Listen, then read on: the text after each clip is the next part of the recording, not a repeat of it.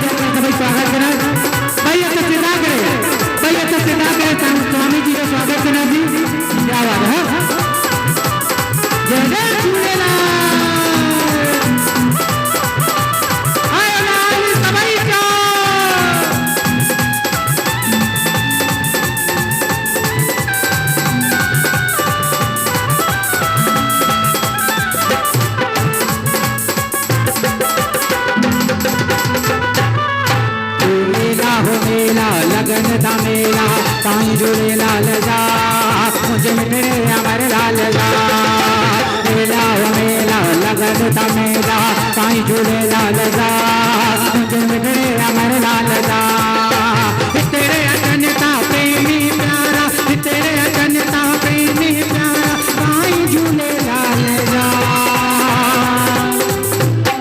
मुझे मिलने अमर लाल जा। ठीक है वो सभई असांजा स्वामी जी ते अची रहिया आहिनि त सभई ॿई हथ सिधा करे स्वामी जी जो स्वागत करना। ॿई हथ सिधा कयो सभई सभिनी के साईं जन जो स्वामी जी जो स्वागत करणो ताड़ियूं वॼाए करे आयो लाल सोवई चो।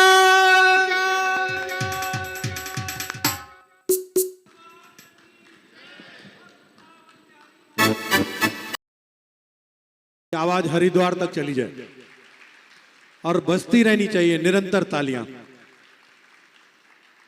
हाथ बांधे हमारी माताएं बहनें बैठी हैं।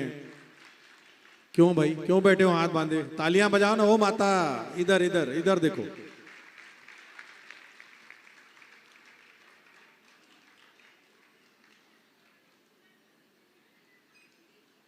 बहुत ज्यादा हम संत जी के लिए नहीं कहेंगे क्योंकि ज्यादा कहना सूरज को दीपक दिखाने के बराबर है और सूरज अपने तेज से अपनी रोशनी से अपना परिचय खुद देता है।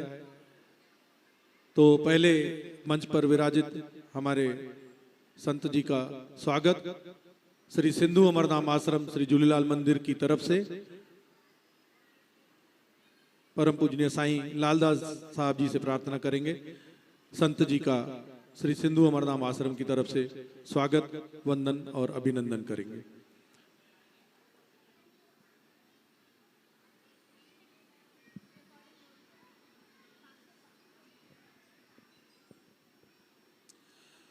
तालियों में कमी नहीं रहनी चाहिए।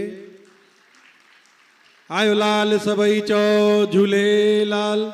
बोल बाबा गुरमुखदास साहिब की जय। बोल सत्य सनातन धर्म की जय। बोल सुने साईं लालदास साहिब की जय। पश्चात बाबा गुरमुखदास सेवा समिति सिंधी महिला मंडल एवं सखी सहेली ग्रुप के सभी सदस्यों से निवेदन आए और आज के हमारे सम्मानीय अतिथि संत स्वामी चिन्मयानंद जी बापू जी महाराज का स्वागत करें।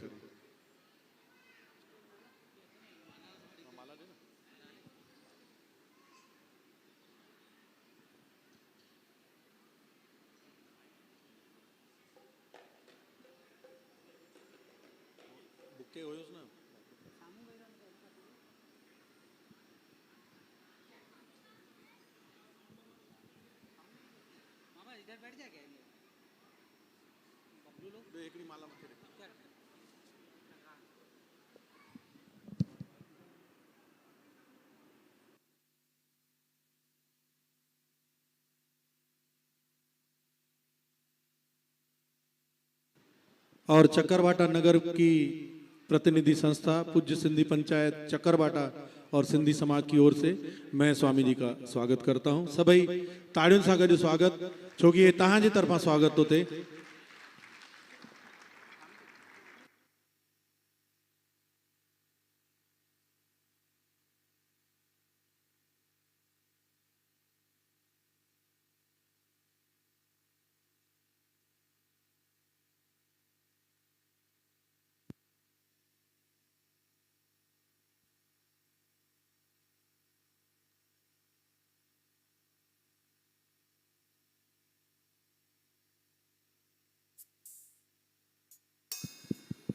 सिंधी महिला मंडल एवं सखी सहेली ग्रुप आपसे भी निवेदन है, आए संत जी का पुष्प गुच्छ से स्वागत करें।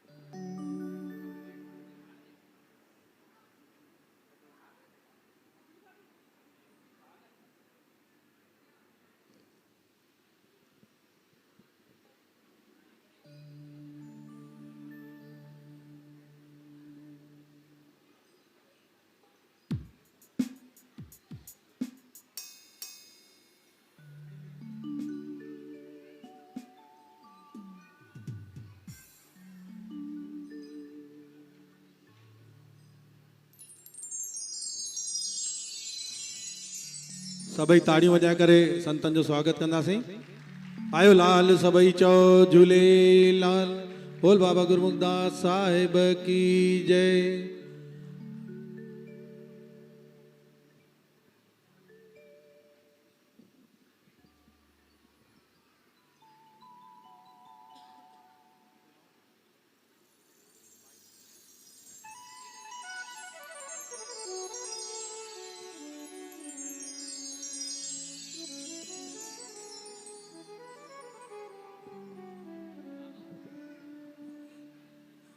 आइए अब स्वामी जी को सुनते हैं। गंगा की नगरी हरिद्वार से पधारे हमारे स्वामी चिन्मयानंद जी स्वामी आज यहाँ पर भक्ति, प्यार और खुशी की गंगा हम सबके सामने प्रकट करेंगे। जैसे भगीरथ ने अपने प्रयासों से गंगा माँ को धरती पर लाया था, ऐसे भक्ति की गंगा अभी यहाँ पर बहने लगेगी, जिसमें हम सब लोग डुबकी लगाएंगे। आइए स्वामी जी को सुनते हैं।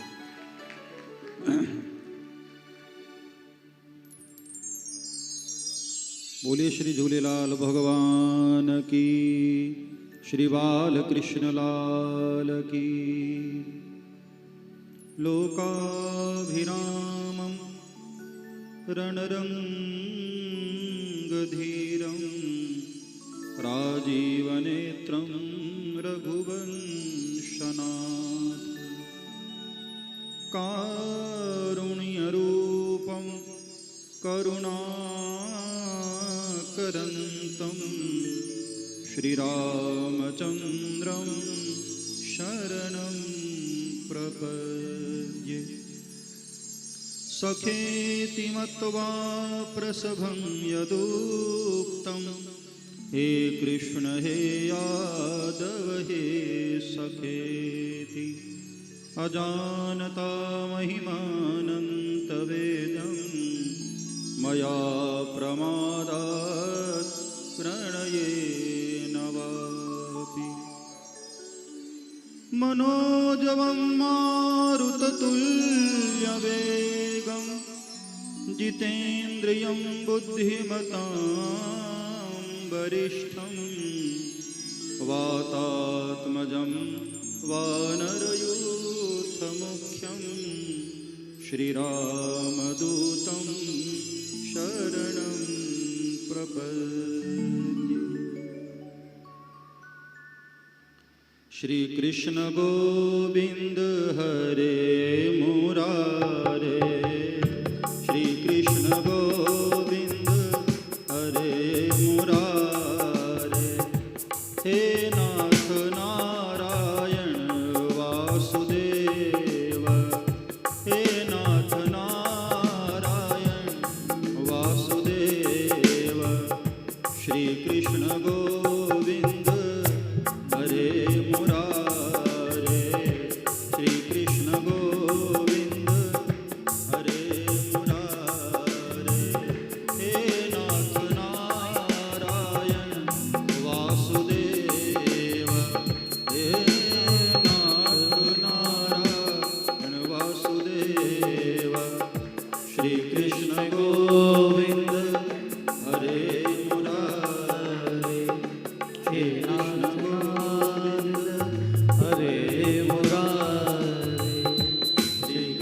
गोविंद हरे मुरारे। बोलिए श्री झूलेलाल भगवान की, श्री बाल कृष्ण लाल की। आज इस अमरधाम आश्रम में पहली बार, ये मेरी जिंदगी का ये पहला अवसर है चेटीचंड महोत्सव में और सिंध समाज के ऐसे उत्सव में आने का मुझे पहली बार ये सौभाग्य प्राप्त हुआ है पूज्य महाराज श्री के कारण।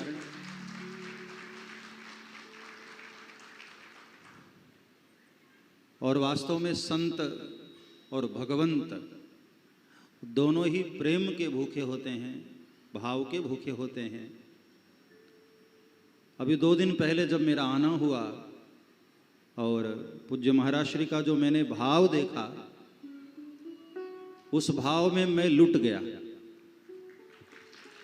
आपके प्रेम में मैं खो गया। इसलिए जैसा जैसा महाराज श्री बोलते रहे, मैं सब में हाँ करता गया कि ठीक है, ऐसा भी सही, ऐसा भी सही। और आज आपका प्रेम ही है कि आप सबके बीच में आने का मुझे सौभाग्य मिला। अभी जिस तरह से सिंधी समाज के विषय में यहाँ से वक्तव्य मैं सुन रहा था कि आज से कितने वर्ष पूर्व हम सभी लोग अपना प्रांत छोड़कर, घरबार छोड़कर, सब कुछ छोड़कर एक अनजान दिशा की ओर निकल पड़े, जहां कुछ भी पता न था कि कहां रुकना होगा, कहां निवास होगा। लेकिन एक बात मैं जरूर कहना चाहूंगा कि जिस तरह से भगवान झूलेलाल के प्रागट्य से पूर्व सिंधी समाज ने,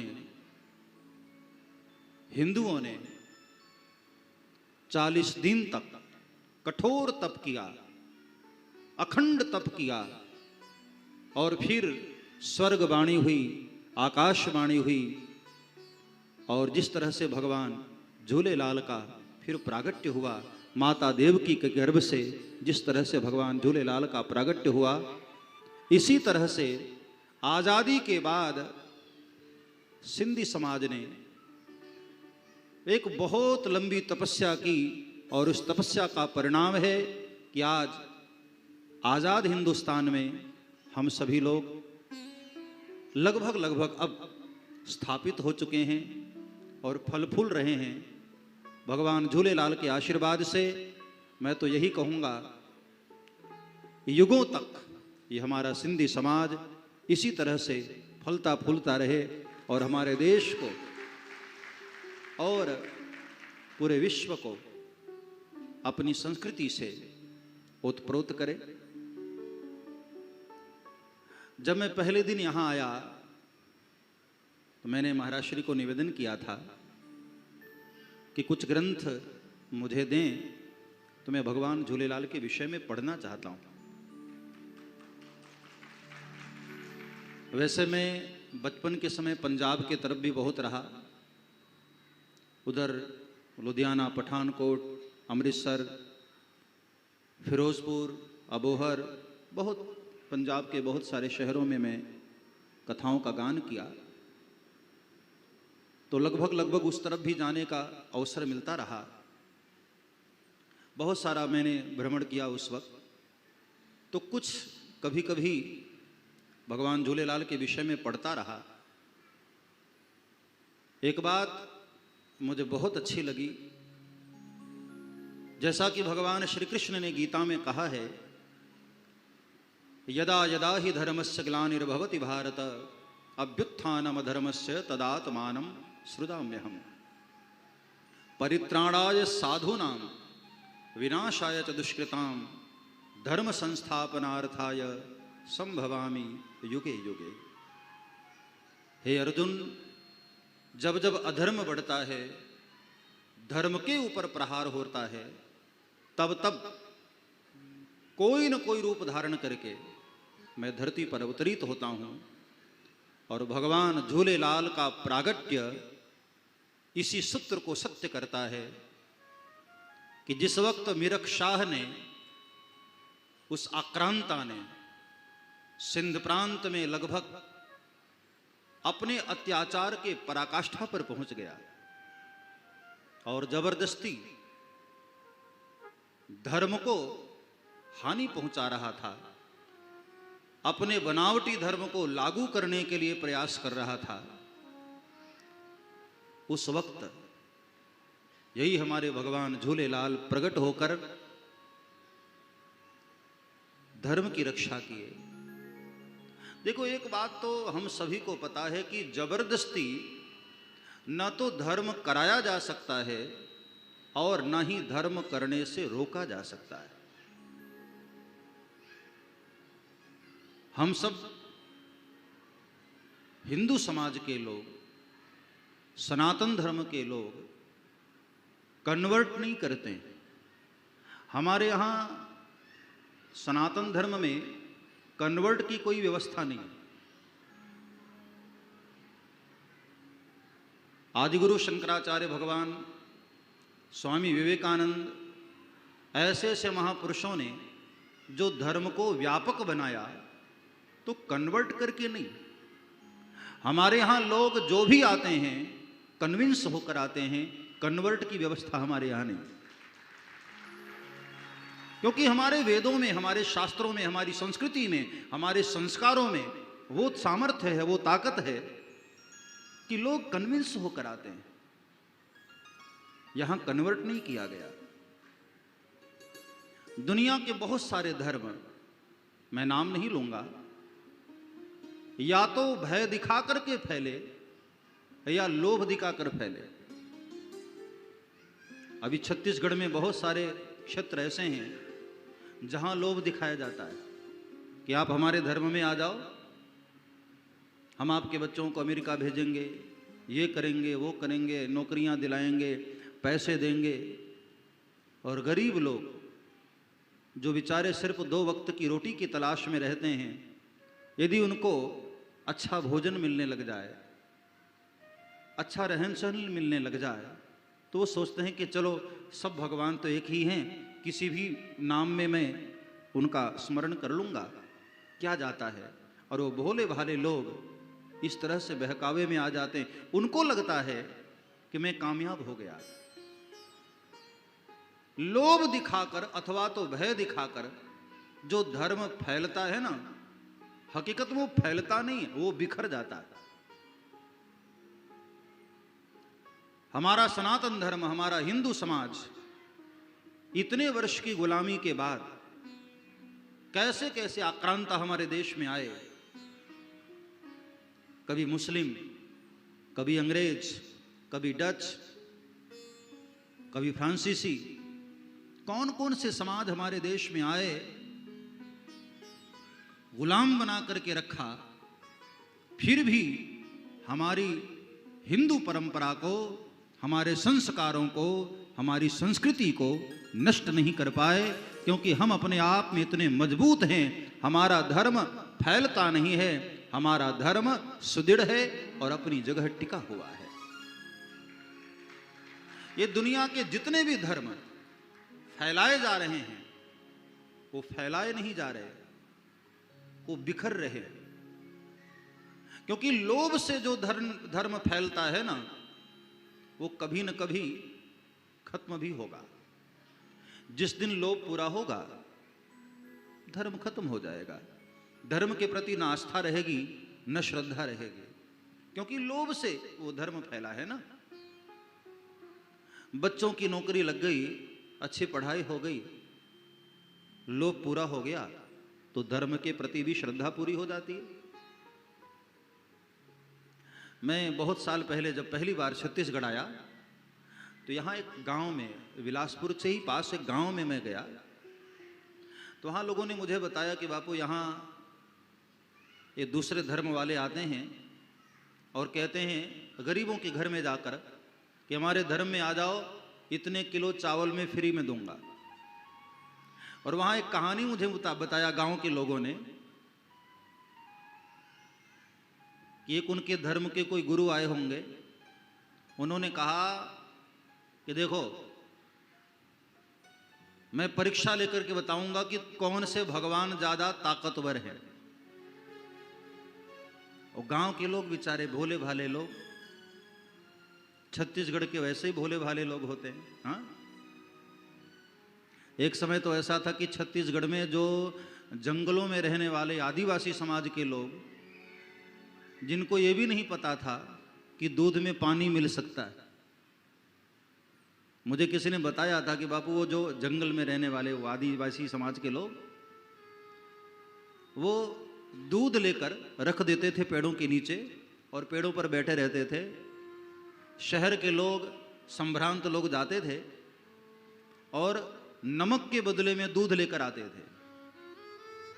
वो भोले भाले लोग थे, उनको पता नहीं था, चालाक लोग नहीं थे। वो तो जैसा दूध निकालते थे वैसा रख देते थे। तो बाद में हमारे आप जैसे कुछ थोड़े बुद्धिमान लोग उनको बोलने लगे, क्यों दूध में पानी मिलाते हो? तब उनको पता चला कि अच्छा दूध में पानी मिल सकता है। पहले उनको पता नहीं था दूध में पानी मिल सकता है, फिर तो मिलाना शुरू किए। इतने भोले भाले लोग हमारे छत्तीसगढ़ के। तो गांव के लोग इकट्ठे हो गए कि भाई चलो भगवान की परीक्षा होगी, कौन से भगवान ज्यादा अच्छे हैं। तो उनके भगवान लकड़ी के थे, गले में पहनते भी हैं ना, लकड़ी के। और हमारे भगवान तो भाई पत्थर में बने होते हैं, अष्टधातु में बने होते हैं। हाँ, तो उन लोगों ने ले जाकर के तालाब में रखा। कहा देखो, जिसके भगवान डूब जाएं समझो कि वो तुमको भी डुबा देंगे, और जिसके भगवान तैर जाएं वो समझो तुमको भी पार लगा देंगे। गांव के भोले भाले लोगों ने देखा कि बात तो सही है। अब लकड़ी के भगवान डाले तो जल में तैरने लग गए और अपने भगवान जी तो डूब गए। तो दूसरे धर्म वालों ने कहा, देखा कुछ नहीं रखा है तुम्हारे भगवान में, हमारे लकड़ी वाले जो भगवान हैं ये खुद तैर गए और तुम्हें भी पार कर देंगे। गांव के लोगों की समझ में बात आ गई और धीरे धीरे सभी लोग उसी धर्म में कन्वर्ट होने लग गए। तब एक दिन एक महात्मा का आगमन हुआ उस गांव में। महात्मा ने देखा कि भाई 20 साल पहले आया था तो इस गांव में भगवान कृष्ण का मंदिर था, हनुमान जी का मंदिर था। ये मंदिर धीरे धीरे गायब हो गया, ये दूसरे धर्म की प्रतिमाएं बनी जा रही हैं। तो महात्मा जी ने एक दो लोगों से पूछा कि भैया ये माजरा क्या है, चक्कर क्या है? ये धीरे धीरे लोग बदलते जा रहे हैं, अपने धर्म को छोड़ते जा रहे हैं। तब गांव के लोगों ने बताया कि महाराज कौन से भगवान की बातें आप करते हैं? जो भगवान खुद ही डूबे जा रहे हैं वो हमें क्या भवसागर पार लगाएंगे? ये जो भगवान आजकल हमारे गले में है ना, ये खुद भी तैरते हैं और हमको भी तैर कर पार लगा देंगे। महात्मा जी ने कहा अच्छा, और पूरी कहानी उनको पता चली। तब महात्मा जी ने एक दिन गांव के लोगों को बुलाया, कहा सुनो, हमारे यहां धर्म में जल परीक्षा की बात नहीं है, अग्नि परीक्षा की बात लिखी गई। हमारा धर्म जो सनातन धर्म है, भगवान राम ने सीता जी की अग्नि परीक्षा ली थी, जल परीक्षा नहीं ली थी। असली में परीक्षा यदि लेनी है तो आओ, अब अग्नि परीक्षा होगी। अग्नि परीक्षा में जिसके भगवान पास हो जाएंगे उसका धर्म अच्छा, और जिसके भगवान जल जाएंगे उसका धर्म आप समझ जाओ। और जब उनके पुजारियों को पता चला कि भाई उनके तो लकड़ी के भगवान थे, जलना ही था उनको, तो इस तरह से भोले भाले लोगों को अपने जाल में फंसाकर ये अपने धर्म का प्रचार करते हैं और उनको लगता है कि हमारे धर्म का फैलाव हो रहा है। वो फैलाव नहीं, उनके धर्म का विखराव हो रहा है। वो धर्म बिखर रहा है। आज लंदन, अमेरिका, कनाडा जैसे देशों में उनके धर्म के स्थानों पर ताले लग रहे हैं। कोई उनके मंदिरों में, जो उनका अपना मंदिर होता है, मैं नाम नहीं ले रहा हूं, आप समझ रहे हैं सब, वहां ताले लग रहे हैं, बेचे जा रहे हैं धर्म स्थान। उसका कारण यही था क्योंकि उनका धर्म लोभ दिखाकर फैलाया जा रहा है। और हमारा सनातन धर्म इतना कष्ट सहने के बाद भी आज भी हम हिंदुस्तान के लोग अपने संस्कारों में सिर उठा करके खड़े रहते हैं। ये सिर्फ और सिर्फ हमारे शास्त्रों का बल है। आप देखिए ना, आजादी के इतने वर्ष बीत गए, अभी जिस तरह से यहां से बताया कि हम लोगों ने अपना सिंध प्रांत छोड़ दिया, प्रांत भले ही छूट गया, हमारे खेत, हमारे मकान भले ही छूट गए, लेकिन हमारा कल्चर नहीं छूटा, हमारी संस्कृति नहीं छूटी, हमारा धर्म नहीं छूटा। यह है हमारा सनातन धर्म और यह है हमारे धर्म की गहराई, फिलोसफिकल डेप्थ, दार्शनिक जो गहराई हमारे धर्म में है, हमको कहीं और जाने की आवश्यकता ही नहीं। आज भी मैं कथा में इस बात कह रहा था कि हम जिस समाज में रहते हैं, अपने समाज के संस्कारों को जीवित रखें।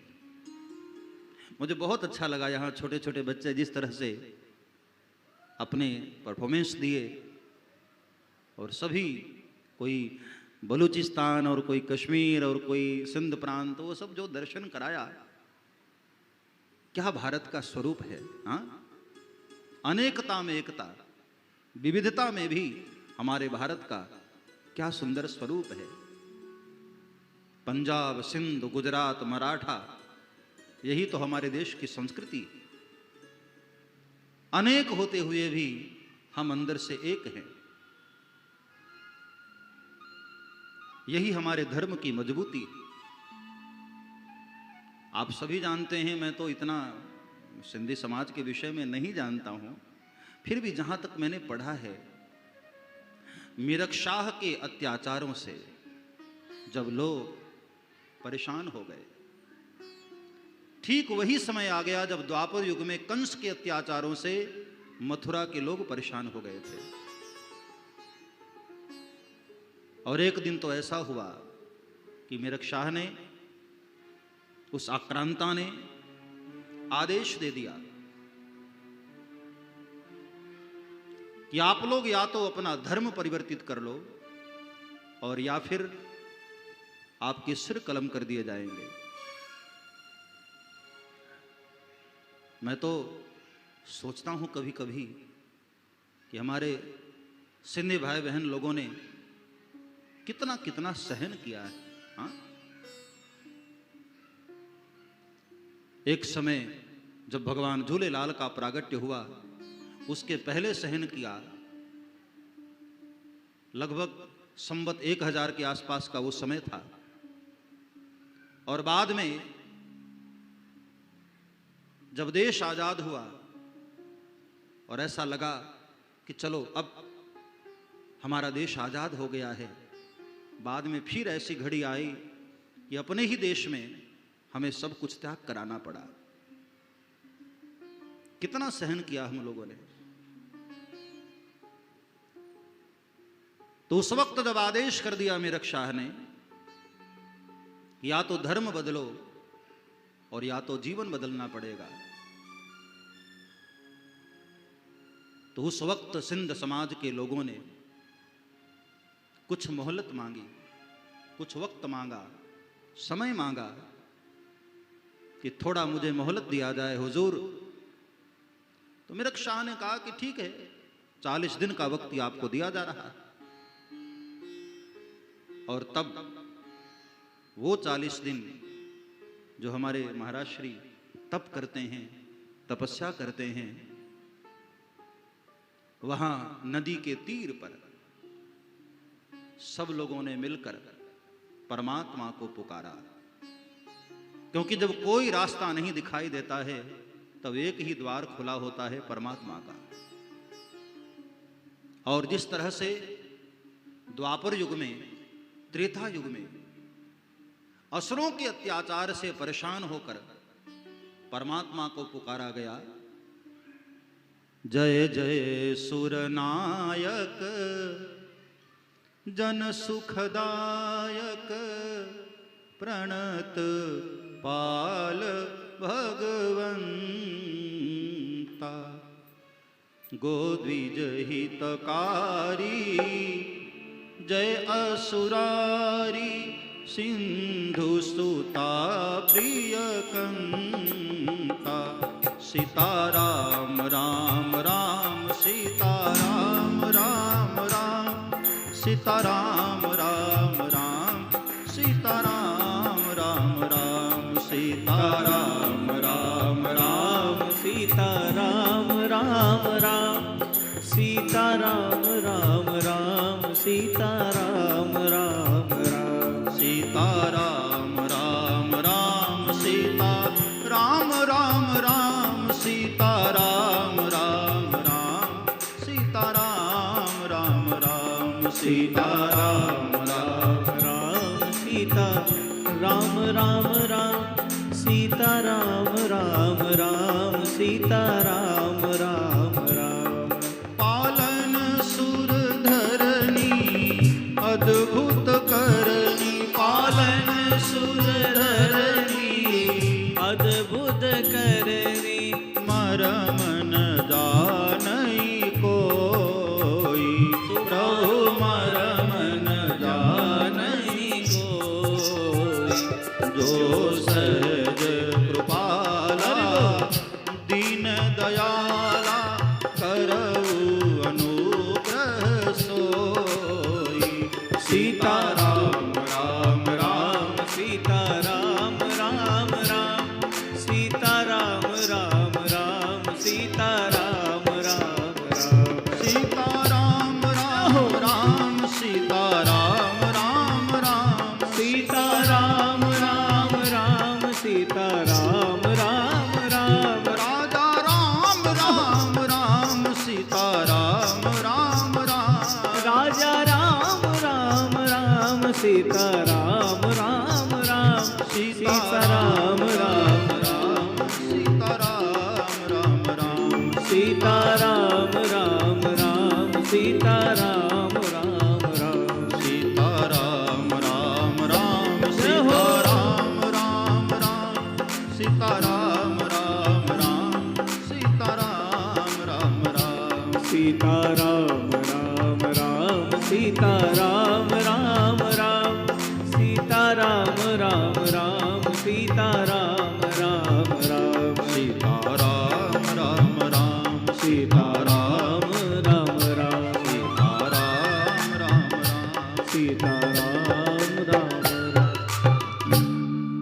तो सभी ऋषियों ने, देवताओं ने, महात्माओं ने, सबने मिलकर परमात्मा को पुकारा। सर्वेश सर्व सुधार को अवतार लो अवतार लो, हे हरि हे ईश्वर, अब आपके सिवा हमारा और कोई नहीं, हमारी रक्षा करो प्रभु। और कहते हैं उस वक्त इसी रूप में जो यहां भगवान झूलेलाल बैठे हुए हैं, इसी रूप में भगवान का दर्शन हुआ,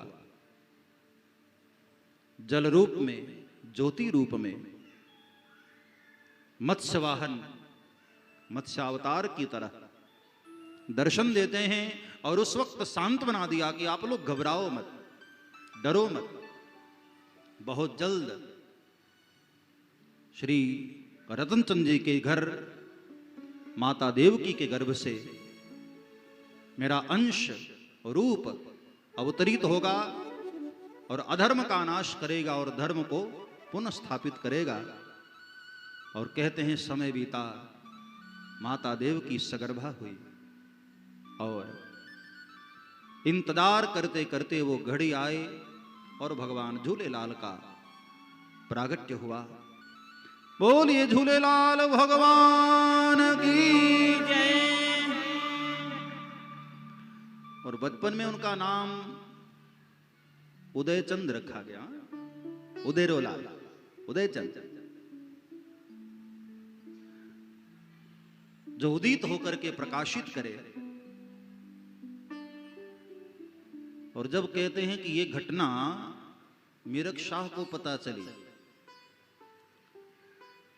तो जैसा कि भगवान कृष्ण के घर प्रद्युम्न महाराज का प्रागट्य हुआ और शंबरासुर को पता चला कि मुझे मारने वाला आ चुका है, तो शंबरासुर ने प्रद्युम्न को मारने की कितनी कोशिश की।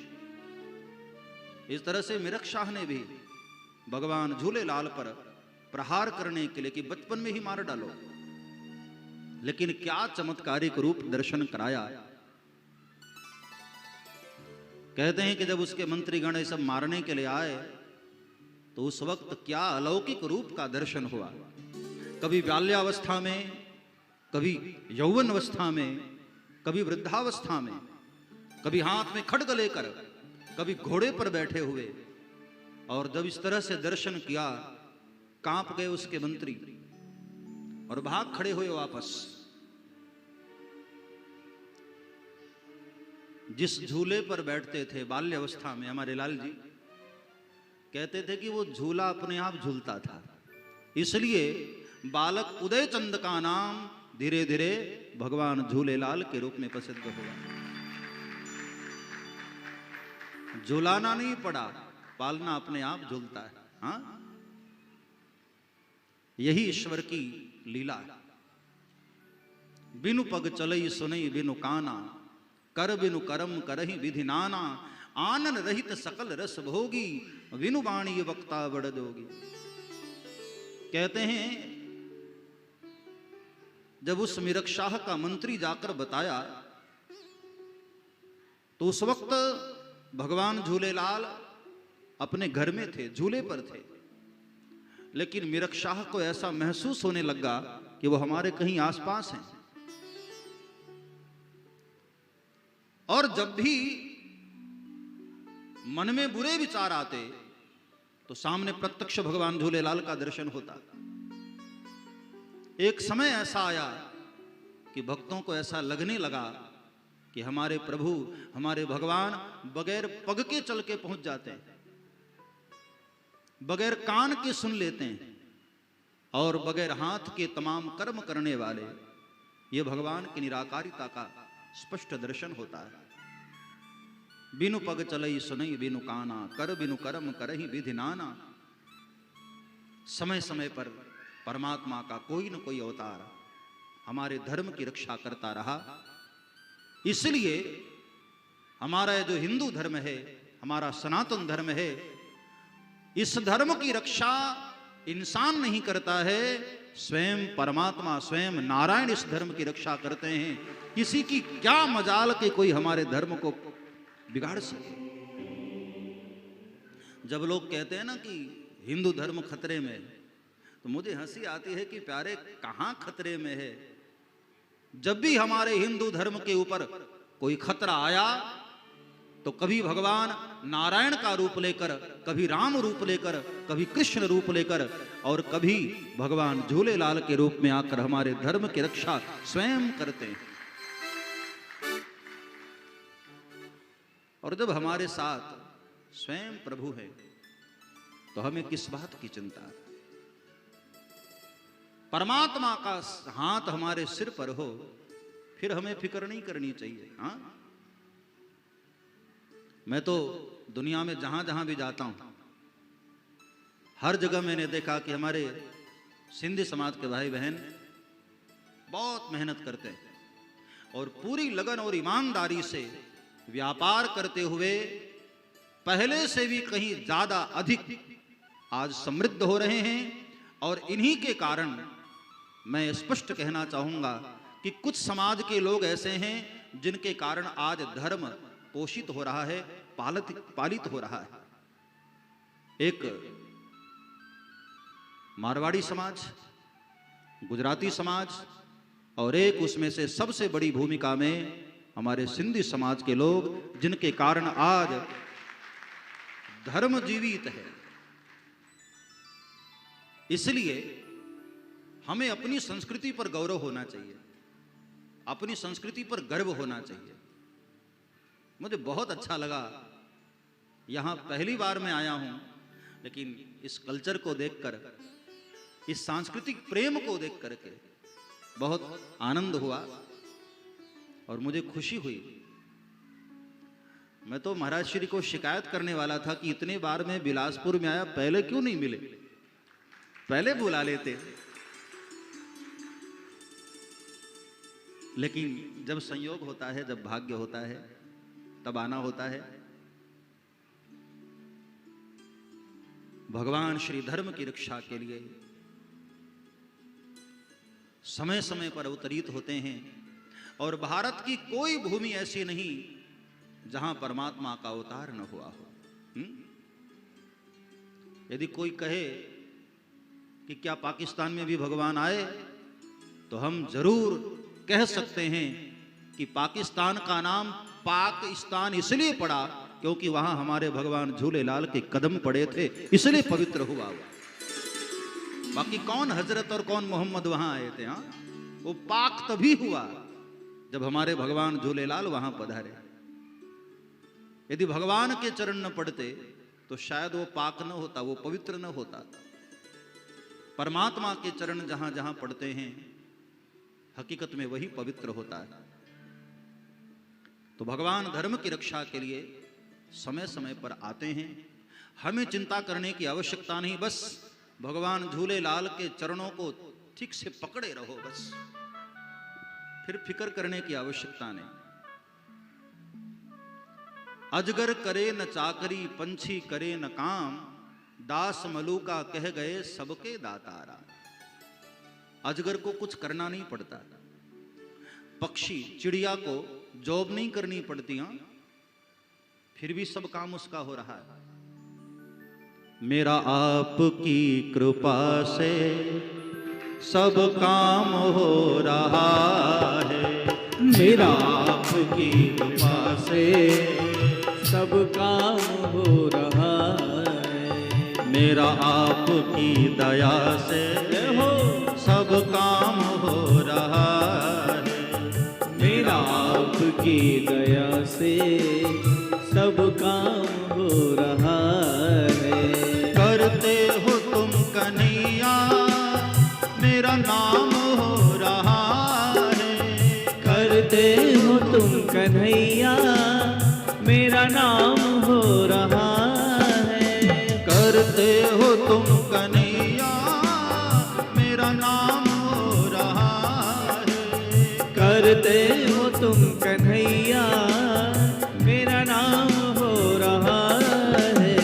मेरा आपकी कृपा से सब काम हो रहा है, मेरा आपकी कृपा से सब काम हो रहा है, मेरा आपकी दया से सब काम हो रहा है, मेरा आपकी दया से सब काम हो रहा है।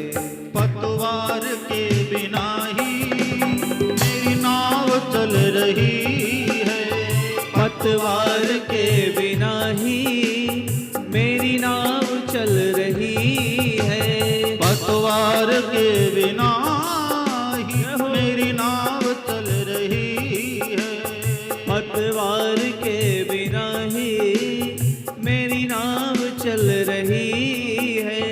हैरान है जमाना मंजिल भी मिल रही है, हैरान है जमाना मंजिल भी मिल रही है, हैरान है जमाना मंजिल भी मिल रही है, हैरान है जमाना मंजिल भी मिल रही है।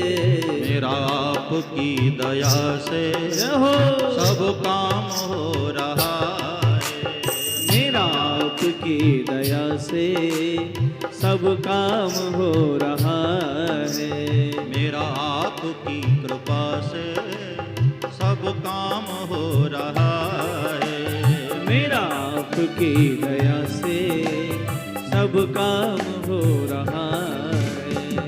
करते हो तुम कन्हैया मेरा नाम हो रहा है। करते हो तुम कन्हैया मेरा नाम हो रहा है। करते हो तुम कन्हैया मेरा नाम हो रहा है। करते हो तुम कन्हैया मेरा नाम हो रहा है। मेरा आपकी दया से सब काम हो रहा है। मेरा आपकी दया से सब काम हो रहा है। मेरा आपकी कृपा से सब काम हो रहा है। मेरा आपकी दया से सब काम हो रहा है। सब काम हो रहा है। सब काम हो रहा है। मेरा नाम हो रहा है। मेरा नाम हो रहा है। सब काम हो रहा है। सब काम हो रहा है।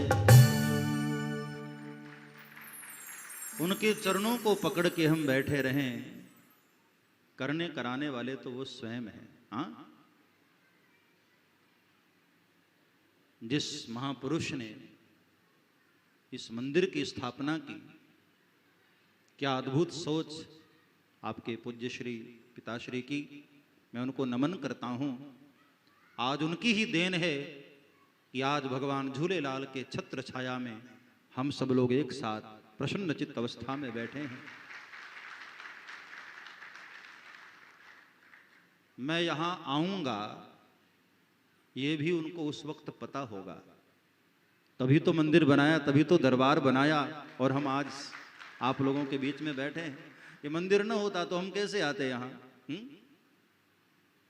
महापुरुषों की बहुत दूर की सोच होती है। शाहों की निगाहों में अजब तासीर होती है।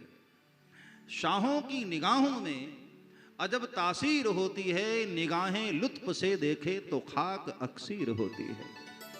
मिट्टी भी सोना हो जाती है। महापुरुषों की मेहर हो जाए, उनकी करुणा हो जाए तो।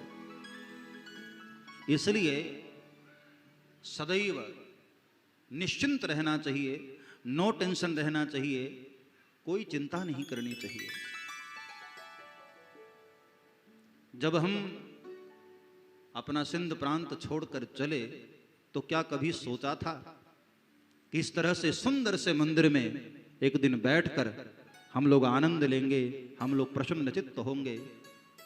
किस दिशा में जाएंगे, कहाँ रहेंगे, क्या खाएंगे, उस वक्त कुछ पता नहीं था। सिर्फ भगवान के ऊपर भरोसा रहा तो देखो भगवान ने कृपा करके आज हमें सब कुछ दे दिया। ये भगवान झूलेलाल की कृपा। नाथ आज मैं काह न पावा। हाँ, गोस्वामी तुलसीदास जी ने मानस में लिखा, दशरथ जी ने वशिष्ठ जी को कहा अपने गुरुदेव से कि हे गुरुदेव, आज मुझे क्या नहीं मिला। पुत्र मिला तो साक्षात परमात्मा, पुत्र वधू मिली तो साक्षात जगदम्बा। आज मुझे क्या नहीं मिला। नाथ आज मैं काह न पावा। तो भगवान के ऊपर यदि भरोसा है तो सब कुछ लुट जाने के बाद भी वापस मिल जाता है। इसलिए रामायण में गोस्वामी तुलसीदास जी ने एक बड़ी प्यारी बात भगवान के लिए कही है। गई बहोर गरीब नवाजू। भगवान गरीब नवाज है। सरल सबल साहिब रघुराज। सरल सबल साहिब रघुराज। गई बहोर गरीब नवाजू। गई बहोर गरीब नवाजो। सरल सबल साहिब रघुराजो। सरल सबल साहिब रघुराय। हमारे भगवान गरीब नवाज हैं। गई बहोर गरीब नवाज। ये गरीब नवाज शब्द उर्दू में है, लेकिन हमारे भगवान के लिए कहा गया। हमारे झूलेलाल भगवान कैसे हैं? गई बहोर गरीब नवाजू। सब कुछ लुट जाए फिर भी भगवान झूलेलाल के चरणों में भरोसा है तो एक दिन वापस हमें सब कुछ प्राप्त हो जाता है। ये भगवान के चरणों में विश्वास का प्रमाण है। इसलिए मैं तो आज ऐसे अवसर पर यही निवेदन आप लोगों से करूंगा। वैसे समय बहुत अधिक मैं नहीं लूंगा, मेरे पास भी समय कम है। नवरात्रि का अवसर चल रहा है, कई लोगों के व्रत भी होते हैं। मैं खुद 9 दिन के लिए व्रत हूं और अभी अभी कथा से उतरा ही था। आज महाराज श्री भी कथा में दर्शन देने के लिए गए थे और मैंने वचन दिया था, मैं अपने वचनों का पालन करने के लिए, और मुझे भी आना भी था। इतना सुंदर दरबार देख करके उसी दिन मैंने तो कहा ना शुरू में ही, तो मैं तो लुट गया था महाराज श्री के प्यार में, तो आना ही था मुझे। तो बहुत अधिक समय नहीं लूंगा, बस एक निवेदन अंतिम मैं करके अपनी वाणी को विराम करूंगा कि भगवान के ऊपर जब भगवान हमको भरोसा है तो सारी चिंता, सारी टेंशन भगवान के चरणों में रख दो और अखंड भरोसा रख लो, पूर्ण विश्वास रख लो, निश्चिंत होकर सो जाओ। सारा काम आपका कैसे हो जाएगा आपको पता भी न चलेगा। महाभारत की छोटी सी घटना मैं आपको बताऊं, उसके बाद अपनी वाणी को विराम करूंगा। महाभारत में एक बड़ी प्यारी कथा है।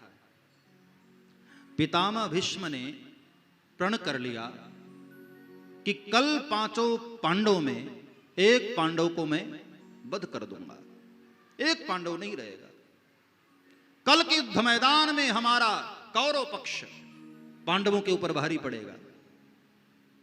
और पितामह भीष्म ने जब प्रण लिया तो पांडवों के खेमे में हाहाकार मच गया, क्योंकि प्रण लेने वाला कोई साधारण न था। पितामह भीष्म, जिनको इच्छा मृत्यु का वरदान मिला था, उनकी इच्छा के बगैर कोई उनको मार नहीं सकता था। नींद उड़ गई सबकी। भगवान कृष्ण को भी नींद नहीं आ रही थी। आधी रात हुई, भगवान कृष्ण चिंतित हो गए कि निश्चित यह है कि पितामह भीष्म के नजर में अर्जुन है, क्योंकि अर्जुन महाभारत युद्ध मैदान में रीढ़ की हड्डी थे। अर्जुन गए मतलब 5 पांडव गए, युद्ध पूरा हो गया। और भगवान ने सोचा कि अर्जुन यदि चला गया तो मेरी महिमा क्या बचेगी, क्या होगा कल। भगवान को नींद नहीं आ रही थी। तो रात्रि में भगवान ने सोचा कि जब मेरी ये हालत है तो चलकर देखूं जरा अर्जुन की क्या हालत होती होगी। उसको तो मारने का बेचारे का प्रण लिया गया है। अर्जुन के तंबू में भगवान कृष्ण गए आधी रात को, तो जाकर देखा कि अर्जुन आराम से चद्दर तान के सोया हुआ है। भगवान ने कहा, अरे अर्जुन तू सो रहा है? अरे कल तुझे मारने का दादा ने प्रण लिया है और तू आराम से चद्दर तान के सो रहा है। अर्जुन आंख मलते हुए उठे, कहा प्रभु रात्रि 2 बज रहा है, सोऊं नहीं तो और क्या करूं। भगवान ने कहा तुझे चिंता नहीं हो रही है? कल दादा ने तुझे मारने का प्रण लिया है। तो अर्जुन ने बड़ी प्यारी बात कही कि मालिक, जिस दिन से मैंने अपने रथ की बागडोर आपके हाथ में दी ना, उसी दिन से मैंने सारी चिंता भी आपको दे दी। अब तो आपकी महिमा आप जाने मालिक, मुझे तो सोने दीजिए चैन से। ऐसे अर्जुन की तरह निश्चिंत होना है तो अपने जीवन की बागडोर भगवान झूलेलाल के हाथों में सौंप दो और आराम से मस्ती की नींद में सो। जो करेंगे ठाकुर अच्छा ही करेंगे। भगवान जो करते हैं हम मनुष्यों के हित में ही करते हैं। तो उनके चरणों पर इसी तरह भरोसा रखते हुए, प्रेम रखते हुए अपने जीवन को आगे बढ़ाना है। और आप सभी की श्रद्धा को प्रणाम करते हुए और आप सभी के भीतर बैठे हुए भगवान झूलेलाल के उस बाल स्वरूप को प्रणाम करते हुए अपनी वाणी को मैं विराम करूंगा। पूज्य महाराज श्री को वंदन और बहुत बहुत प्यार महाराज श्री का। महाराज श्री ने मुझे आदेश भी दिया था कि कभी समय मिले तो एक भागवत की कथा भगवान झूलेलाल को भी सुनाई जाए। महाराज श्री का आदेश था। तो कभी जब आदेश होगा, समय आएगा और महाराज श्री बिल्कुल आदेश कर देंगे कि नहीं नहीं बापू अब आना ही है, तो फिर भगवान झूलेलाल के चरणों में फिर उपस्थित हो जाऊंगा। अभी अपनी वाणी को विराम। बोलिए झूलेलाल भगवान की नमः। पार्वती पतये हर हर महादेव।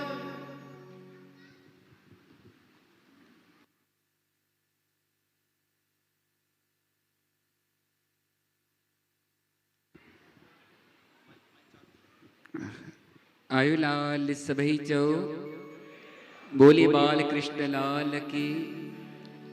प्यारी सात संगत जी, सबसे पहले पूज्य महाराज जी को प्रणाम।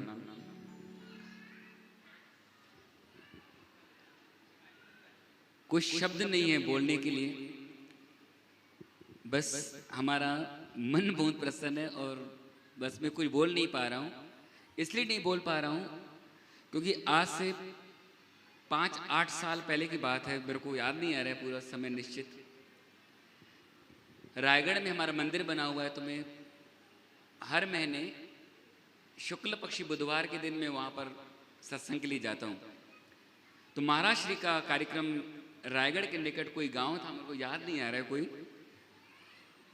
नहीं, वहाँ पर कथा चल रही थी, बहुत भीड़ थी और मेरा मन था कि मैं दर्शन करूं। मैंने बहुत दूर से दर्शन किया था और मैंने भाव था कि बापूजी कभी हनुमान मंदिर में पधारे।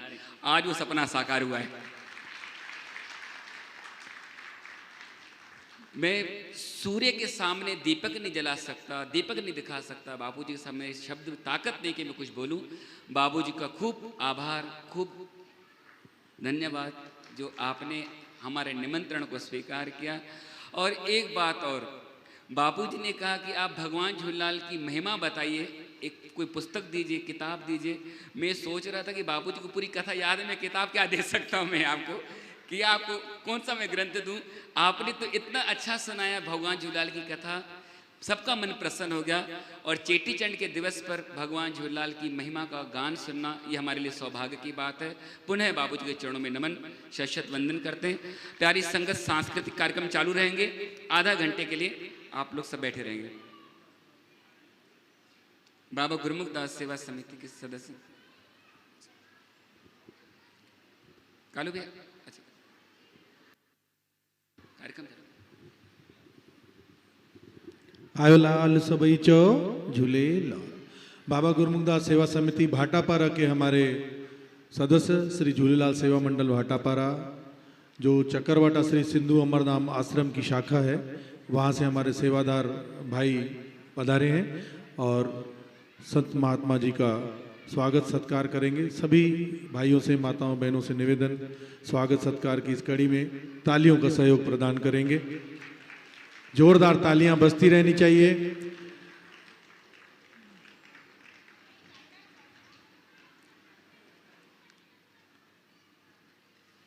आयो लाल सबई चो झूलेलाल। ताड़ी वजायो भाई, तव्हांखे ताड़ियुनि जी ज़िम्मेदारी आहे। सिर्फ़ु हेठि वेठल आराम सां ताड़ी वॼाईंदा रहो बस।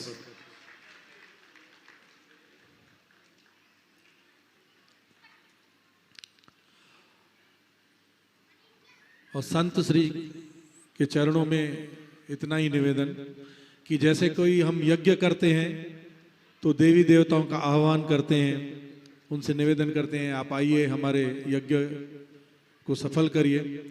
आज आप हमारे निमंत्रण को स्वीकार कर हमारे इस यज्ञ में शामिल हुए, आपका हृदय से आभार।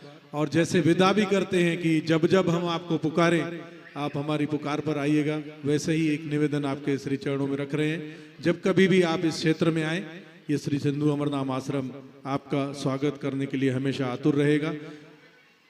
आपके पधारने का बहुत बहुत धन्यवाद, हृदय से आभार। हमेशा अपनी कृपा दृष्टि इस सिंधु अमरनाम आश्रम और यहाँ के समाज के ऊपर बनाए रखेंगे।